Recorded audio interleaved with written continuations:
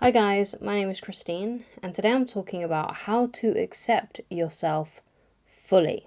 Okay, so it's easy, in my opinion, to accept ourselves for our good traits and the things that we know that we're good at, and to accept the parts of ourselves that we actually like about ourselves. But it can be a little bit more tricky to accept the parts of us that we don't like, the parts of us that we don't really like to look at. But if you are to accept yourself fully and start living more authentically, then sometimes you do need to accept the things that you're not so proud of.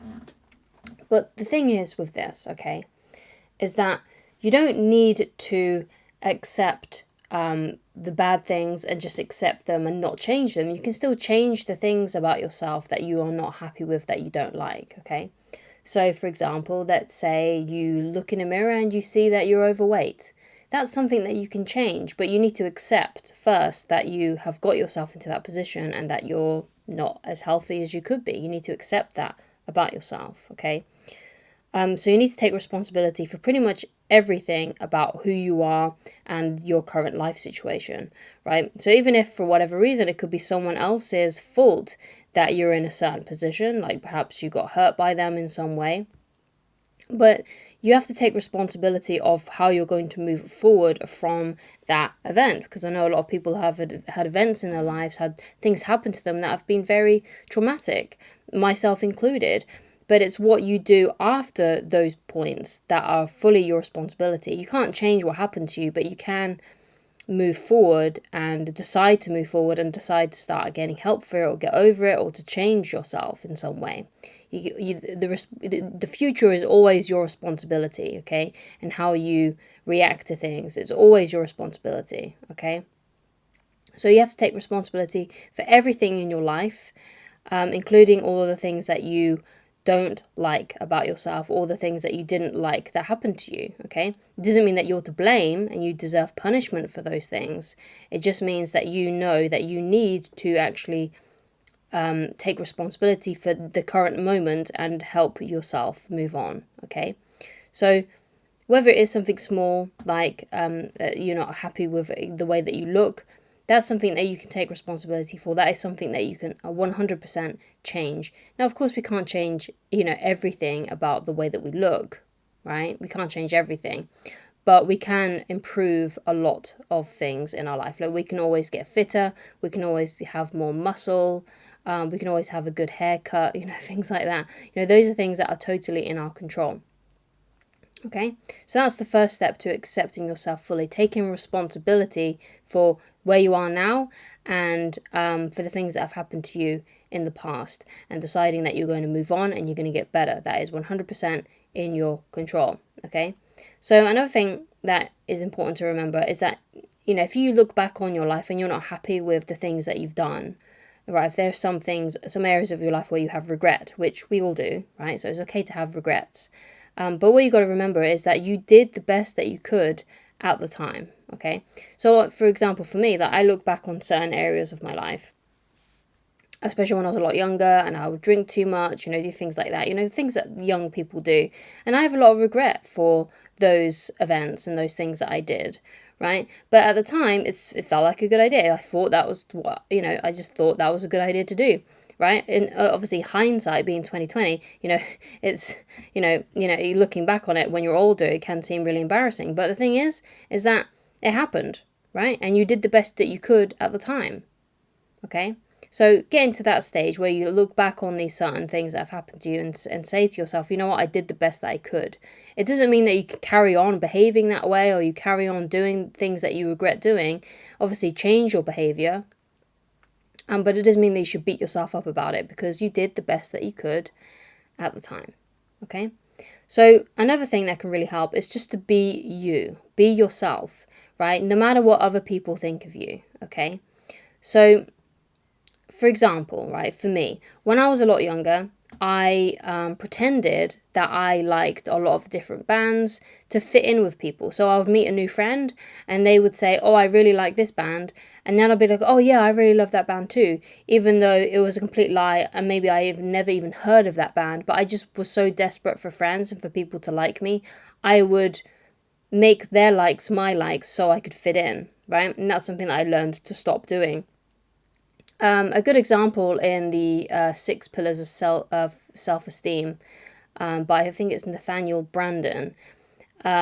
He said that, he used an example basically of two people that go to the cinema, and one of those people are really deeply touched by the movie, and when they come out of the cinema, he sees that his friend, kind of looks a bit unimpressed. Instead of saying, oh yeah, I really loved that movie, it deeply moved me, it was, I found it really touching. Instead, he just says, oh yeah, you know what, that movie was okay, and kind of matches and mirrors what the other person thought of that movie. But you see, when you do that, you're lying to yourself and you're not being you're being inauthentic. So if you go to the movies and all of your friends hate this movie that you see, but you really loved it and you was really touched by it, then you got to say that. You got to say, you know what, actually I found that really moving. It's about that sort of thing, right? Not changing your opinion to impress others or to people please other people, or seek their approval. You have to approve of yourself. If you like cheesy songs, then that's who you are. You just like cheesy songs, okay? You have to accept that about yourself, right? So that's, from my own background, that's something that I've personally seen that I have rectified, and it's helped me immensely. If people don't like the same music as me, it doesn't matter, right? It's the same with movies. If people don't like the same movies as me, it doesn't matter. That's my truth. That's who I am, and I'm not going to pretend that I like something if I don't like it, okay? Or I'm going to pretend that I don't like something when I do like something. Okay, so that's a part of, being yourself, and despite what other people think of you. If you like something, as long as what you like doesn't hurt other people, it shouldn't matter, right? So the last point that I want to make is, don't hide from the things that you're insecure about, okay? Because sometimes a lot of the reasons why we can't accept ourselves is because we're insecure about different areas of our life.